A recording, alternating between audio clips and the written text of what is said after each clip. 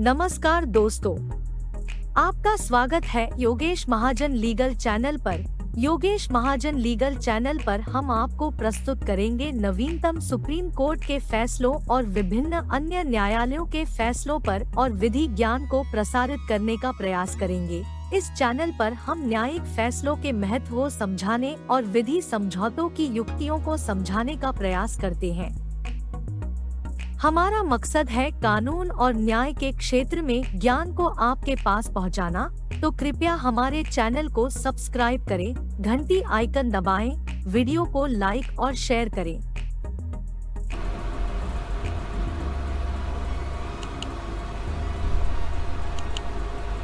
दोस्तों, social media पे काफ़ी चर्चा हो रही है इस जजमेंट के बारे में कि दिल्ली हाई कोर्ट ने एक हस्बैंड की जो याचिका थी उसको अलाउ कर दिया और जो मेंटेनेंस थी उसको रिड्यूस कर दिया।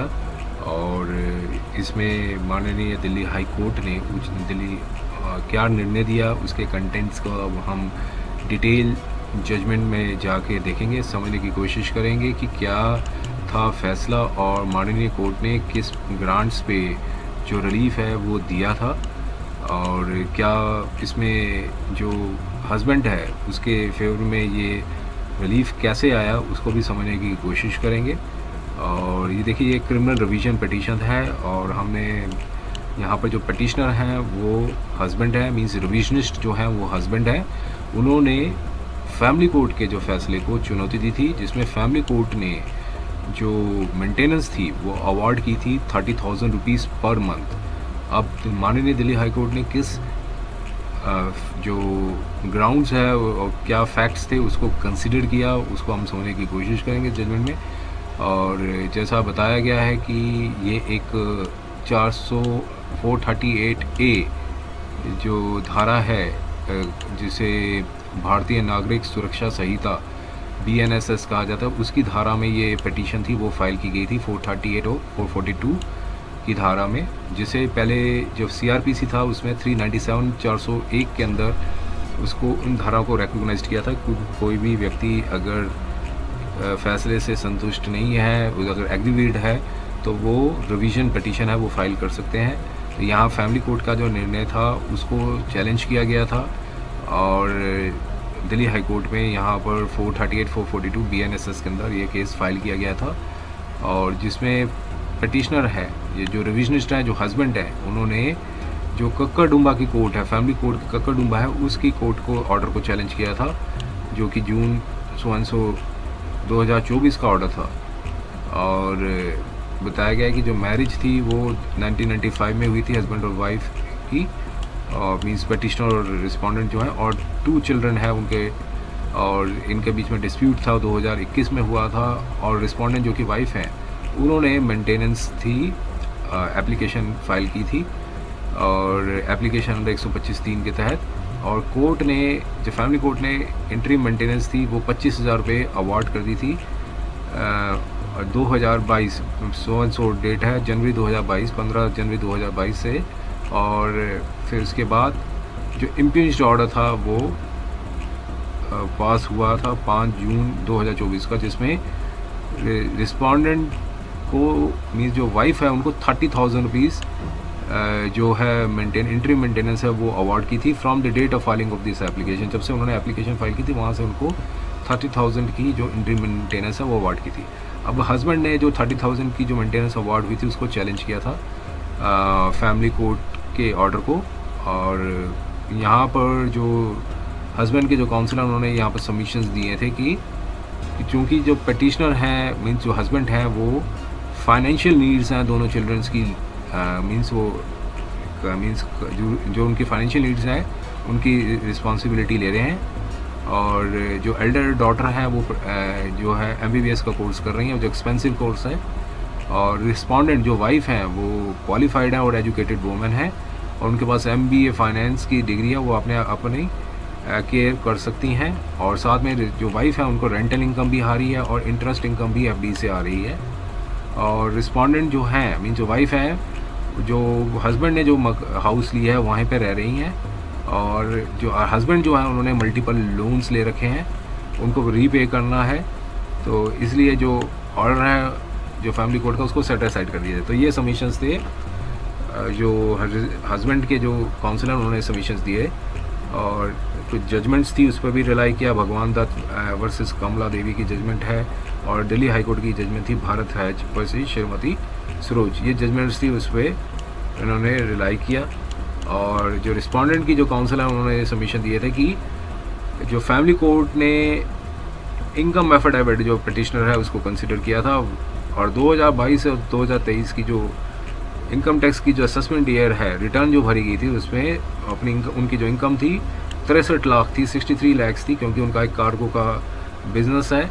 और जो ऑर्डर जो पास किया गया था, कोर्ट ने सारे जो फैक्ट्स हैं उसको अप्रिशिएट किया, सर्कमस्टांसेस को भी अप्रिशिएट किया, सबमिशंस जो भी दिए थे उन सबको कंसिडर करने के बाद, और जो डॉक्यूमेंट्स कोर्ट के समक्ष रखे गए थे, और कहा कि कोई इन्फर्मिटी या एम्बिग्विटी नहीं है इस ऑर्डर पे, और कहा कि यहाँ जो पिटीशन जो फाइल की गई है ये अब्यूज़ प्रोसेस ऑफ लॉ है, उसको डिसमिस कर देना चाहिए। कोर्ट ने दोनों पार्टीज़ को सुना, और डॉक्यूमेंट्स थे वो रिकॉर्ड्स में थे, देखे। रजनीश वर्सेस नेहा की जजमेंट थी, उसके भी कंटेंट्स थे, उसको भी यहाँ पर कोर्ट ने रिप्रोड्यूस किया है।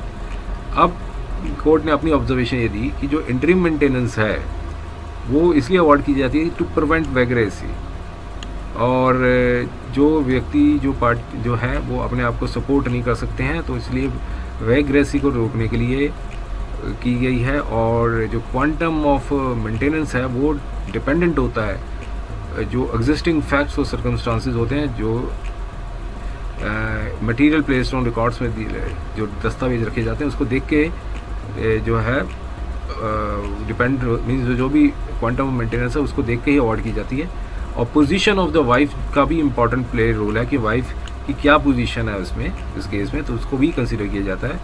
और सुप्रीम कोर्ट के ने एक जजमेंट आई थी छत्रबुज वर्सेस सीताबाई, इसके जो यहाँ पर कंटेंट्स हैं यहाँ पर रिप्रोड्यूस किए हैं इन्होंने, और कहा कि जो मटीरियल जो है और अनकॉन्ट्रोवर्टेड फैक्ट्स को देखते हुए फॉलोइंग जो फैक्टर्स हैं वो निकल के सामने आए हैं कि दोनों चिल्ड्रन जो मैरिज से मीन्स वेडलॉक से के दौरान हुए हैं वो फादर जो पिटिशनर हैं उनके साथ ही रह रहे हैं, और जो डॉटर है वो उन्होंने MBBS के कोर्स में इनरोल्ड कर रखा है, और जो हस्बैंड हैं, जो फादर हैं, वो ही एजुकेशन और फाइनेंशियल नीड्स का देखभाल कर रहे हैं, और रिस्पोंडेंट की तरफ से कोई सपोर्ट नहीं है। और रिस्पोंडेंट जो है मीन्स वाइफ जो है वो एक रेजिडेंशियल अकोमोडेशन में रह रही हैं, जो कि पिटिशनर हस्बैंड द्वारा लिया गया है। और साथ में बताया कि रेजिडेंशियल अकोमोडेशन जो है वो जो कि 3 बेडरूम का है, ह्यूज फ्लैट है, बहुत बड़ा फ्लैट है, उसमें 3 बेडरूम्स हैं। और रिस्पोंडेंट के बाद खुद के पास भी एक MBA फाइनेंस की डिग्री है, और काफ़ी वेरियस डिग्रीज और डिप्लोमास हैं। और साथ में कहा कि वो एक वेल क्वालिफाइड लेडी हैं, और क्वालिफिकेशन भी है उनके पास, वो अपने मीन्स कैपेबल हैं अर्निंग करने के लिए। और रिस्पोंडेंट के पास एक रेंटल इनकम भी आ रही है सो अमाउंट की, और फिर FD से भी उनको पैसा आ रहा है। और इसके बाद पिटिशनर जो है वो मेंटेनेंस भी, वॉलंटरी मेंटेनेंस भी दे रहे हैं 20,000 रुपये per month add interim maintenance. अब यहाँ पर कोर्ट ने अपनी ऑब्जर्वेशन दी कि जो लर्नड फैमिली कोर्ट है, ये जो फैमिली कोर्ट है उन्होंने वेटेज नहीं दिया जब इम्पीच्ड ऑर्डर था वो पास किया, और सिर्फ उन्होंने जो हस्बैंड की जो इनकम है उस पर ही के बेसिस पे अवार्ड कर दी। फैमिली कोर्ट ने डायरेक्शन दी कि जो हस्बैंड है वो इंटरिम मेंटेनेंस 30,000 रुपये पर मंथ देंगे। और अब यहाँ पर कोर्ट ने ये कहा कि जब कोर्ट इंटरिम मेंटेनेंस देती है तो क्यूमुलेटिव वेरिएबल्स हैं उसको इग्नोर नहीं कर सकती, उसको भी कंसिडर करना पड़ता है। और बैलेंस जो है वो राइट्स और लायबिलिटीज़ ऑफ पिटिशनर एप्लीकेंट और नॉन एप्लीकेंट के बीच में होना चाहिए। और जो प्राइमरी इंटेंट क्या है 125 CRPC का, उसको भी देखना ज़रूरी है, उसको भी सर्कमवेंटेड नहीं किया जा सकता।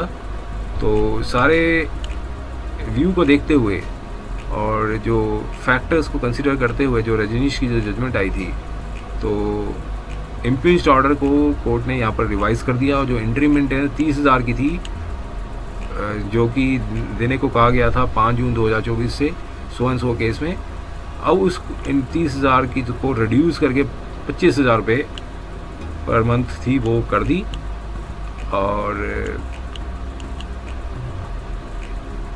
पेंडिंग एप्लीकेशंस थी उसको डिस्पोज कर दिया। तो ये ऑर्डर आया है माननीय दिल्ली हाई कोर्ट का 11 अगस्त 2026 का। उम्मीद है कि यह वीडियो आपको पसंद आया होगा। अगर आपने अभी तक हमारे चैनल को सब्सक्राइब नहीं किया है तो कृपया इसे सब्सक्राइब कर ले और बेल आइकन दबाकर नोटिफिकेशन प्राप्त करें ताकि आप हमारे नए वीडियो से अपडेट रह सकें। अगर आपको यह वीडियो पसंद आया हो तो कृपया लाइक करें और अपने दोस्तों के साथ शेयर करें। हमारे चैनल पर आपको न्यायिक मुद्दों, कानूनी सलाह और कानूनी अपडेट्स के बारे में नवाचारिक और महत्वपूर्ण जानकारी मिलेगी। हमारे साथ बने रहें, क्योंकि योगेश महाजन लीगल आपके कानूनी सवालों का सहायक है।